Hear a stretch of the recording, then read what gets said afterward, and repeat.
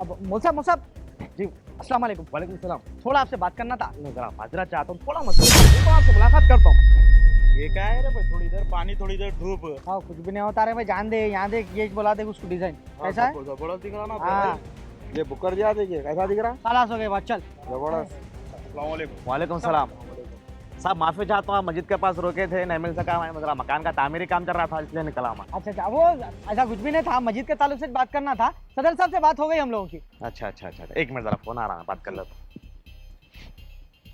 Hello, वालेकुम सलाम। क्या है?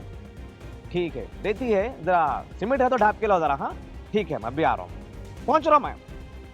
ठीक है साहब, जरा फोन आ रहा है, चलता हूँ, जरा माफी चाहता हूँ। ठीक। तामीरी काम चल रहा, घर भर होना आ गए ने। घर बना रहे तो चलेगा ना काम। अरे नहीं बाप, देखो मुसाफ का समझ में नहीं आ रहा मेरे को। उनके बारे में भी बहुत सुना मैं। अरे भाई नो करते क्या, नमाज पढ़ाते, ट्यूशन पढ़ाते होंगे। धीरे धीरे भाई तनख्वाह इन लोगों की मुल साहब की 8,000 10,000 बहुत हो गया। और तो फिर तामीरी काम चल रहा बोल रहे ना रे मेरे को भाई। भी वही समझ नहीं आ रहा बाप, कुछ ना कुछ गड़बड़ दिख रही। वो मस्जिद का काम आने करके नो घर का करा ले रही क्या? वैसे दिख रहा मेरे को भी। झोल दिख रहा कुछ ना कुछ। मालूम करेंगे। सदर साहब को चलो मिलकर बात सदर करेंगे। साहब कर देंगे। चल चल बात करेंगे। चलो। सलाम वालेकुम। वालेकुम सलाम। वालेकुम सलाम। खैरियत जी, फिर से अगर कुछ तकलीफ हुई क्या भाई? तकलीफ नहीं, बस अब हम लोग एक छोटा डाउट था तो हम लोग आज सोचे भाई आपसे बात करें तो क्लैरिफाई हो जाता, बल्कि वो हिसाब से ऐसा है। अब इमाम की तनख्वाह कितनी रहती साहब?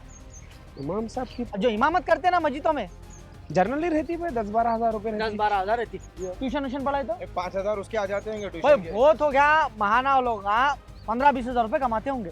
बिल्कुल। बराबर बात है ना। हाँ। मगर एक चीज ये समझ में नहीं आ रही, अपनी जो मस्जिद है, मस्जिद के कई काम पेंडिंग में है, हाँ वो होती रहती है आगे पीछे होते रहते, मगर इमाम साहब के काम तो कंटिन्यू चल रही है। इमाम साहब के घर तामीर पे तामीर हो रही है, वो समझ में नहीं आ रहा।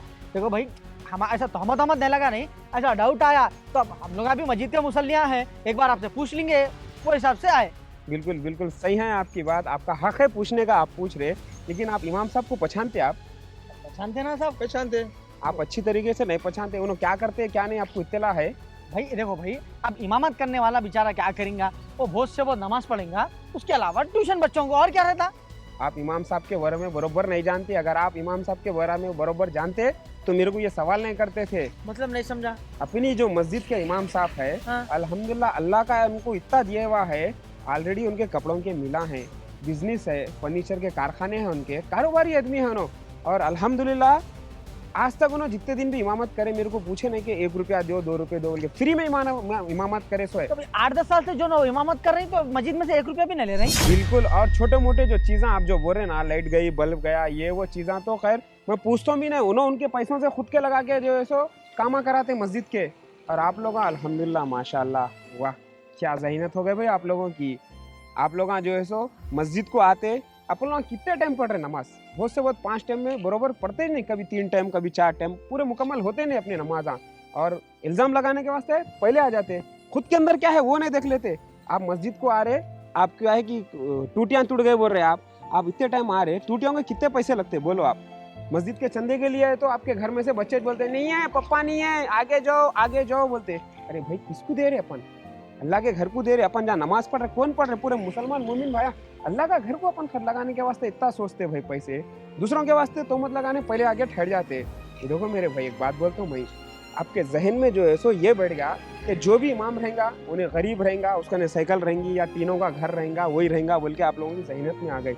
लेकिन ऐसा नहीं है मेरे भाई, हर जो है सो इमाम जो है सो गरीब नहीं रहता, कोई इमाम बिजनेसमैन भी रहता, कोई कारोबारी भी रहता। ये सब अपने जहन में से निकाल लो, और सबसे पहले अपने दिल में से ये निकालो दूसरे के वास्ते गलत चीज़ सोचना बोल के, तोहमत लगाना बोल के। पहले अपने आप को सुधारो, बाद में दूसरों को बोलो आप। अगर मेरे को बोलने में अगर कुछ कोई तकलीफ माफी नहीं चाहता हूँ। अरे माफी चाहने की क्या बात है, अब सही है आपकी बात। हम लोगों खुद हमारे अंदर इतने गुनाह रख लेके करके खाली पीली वो कर रहे थे, हमको इल्म नहीं था। हमारे इमाम साहब जो है सो सिर्फ और सिर्फ कौम की खिदमत कर रहे हैं, उनकी अपने ख्वाहिश से जो है सो इमामत कर रहे हैं बोल के, भाई माफ़ी चाहते हैं हम लोग।